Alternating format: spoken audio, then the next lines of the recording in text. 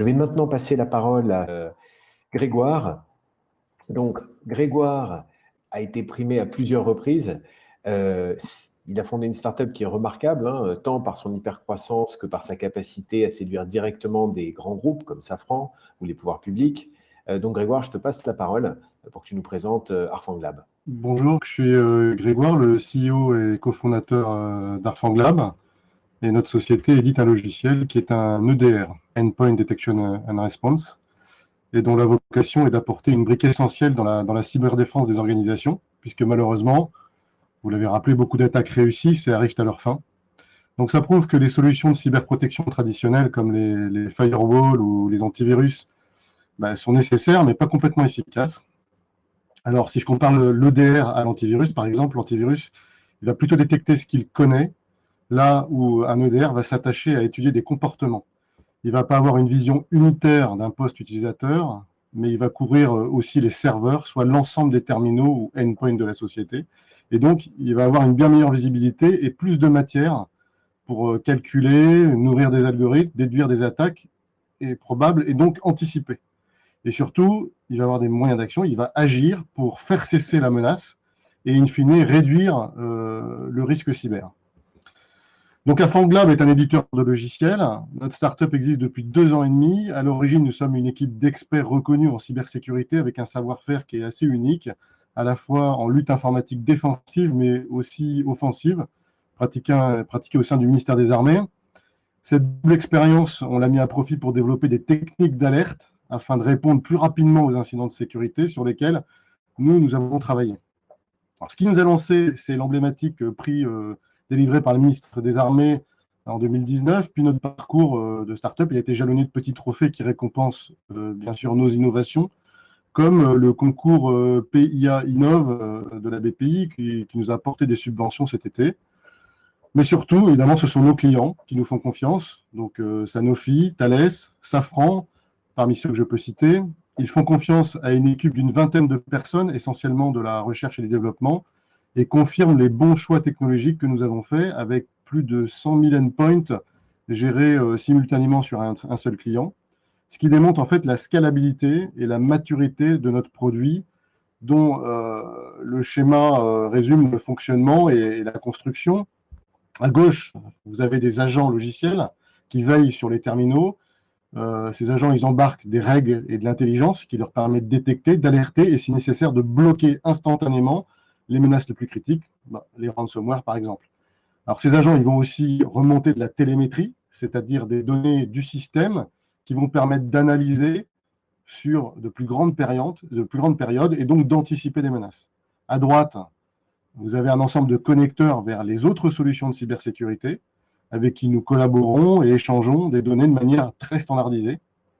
Et tout ça, ça repose sur un data lake qui est un peu la mémoire de la vie du système et différents modules qui permettent d'assister un analyste et de le guider le plus visuellement possible. Alors, si je devais choisir une IHM, car elle symbolise la performance de notre solution qui accélère le cycle de la gestion d'un incident de sécurité, c'est ce graphe central qui se construit automatiquement et qui fait apparaître sous les yeux de notre analyste, qui n'est pas forcément un expert d'ailleurs, mais qui comprend vite le lundi matin en arrivant qu'il s'est passé quelque chose pendant le week-end. Alors ici, vous avez des petits rectangles, ils représentent au centre, ils représentent des programmes ou des processus informatiques. Nous avons le logiciel, le traitement de text word, qui est appelé un programme PowerShell, qui permet de lancer des scripts, puis par une succession d'astuces que connaissent les attaquants expérimentés. Le ransomware Clop a été déposé sur le système. Donc l'attaquant, après, il a fait 2 tentatives pour lancer ce ransomware et il a été bloqué 2 fois. D'abord à cause d'un comportement suspect qu'on a déduit alors qu'on ne connaissait pas ce logiciel, et ensuite parce que l'EDR l'a automatiquement blacklisté sur tout le parc. Donc notre analyste, il n'a pas besoin de déranger un expert, il constate instantanément que le pire a été évité, et il a rapidement les moyens de comprendre les tenants de cette situation, somme toute assez extrême. Donc, vous l'avez compris, un EDR, c'est bien évidemment un outil puissant, mais très intrusif. Il y a donc un véritable enjeu de confiance. C'est un des différenciants de notre solution face à des concurrences essentiellement US et israéliennes. Nous avons une demande de certification en cours auprès de l'ANSSI et nous permettons surtout à nos clients de totalement maîtriser leurs données, voire d'héberger eux-mêmes leur EDR sans perte de capacité. Et c'est comme ça qu'on peut garantir la souveraineté numérique de nos clients. Notre EDR, il est collaboratif, c'est une solution totalement ouverte et interopérable. Et enfin, sa performance, ça je peux vous dire que c'est un challenge quotidien face à une menace qui évolue vraiment très vite. Et c'est pourquoi nos recherches et les applications que nous faisons de l'intelligence artificielle aujourd'hui dans notre produit donnent de remarquables résultats qui nous permettront de pousser encore l'automatisation pour adresser de nouveaux segments de marché. Alors, l'avenir proche pour Arfanglab, c'est la recherche de financement pour accélérer notre développement et accompagner cette hypercroissance sur un marché qui est très porteur. En témoigne Safran, qui, malgré les difficultés que connaît le secteur de l'aéronautique en ce moment, maintient un projet qu'il juge stratégique. Et donc, c'est le témoignage que je vous propose maintenant, et en vous remerciant de votre attention.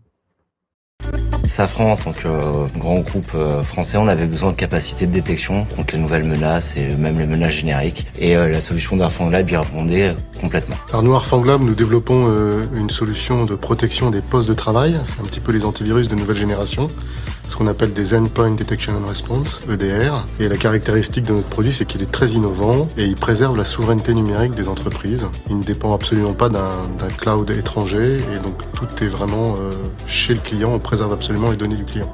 On a beaucoup apprécié leur professionnalisme et leur réactivité. On a besoin de pouvoir s'adapter rapidement aujourd'hui face aux menaces et au déploiement. Et travailler avec une start-up, ça donne cette souplesse. On a gagné à la suite d'un appel d'offres le contrat avec Safran et donc on est en plein déploiement de notre solution dans l'ensemble du groupe. C'est un grand projet en interne et c'est assez dimensionnant pour eux et pour nous.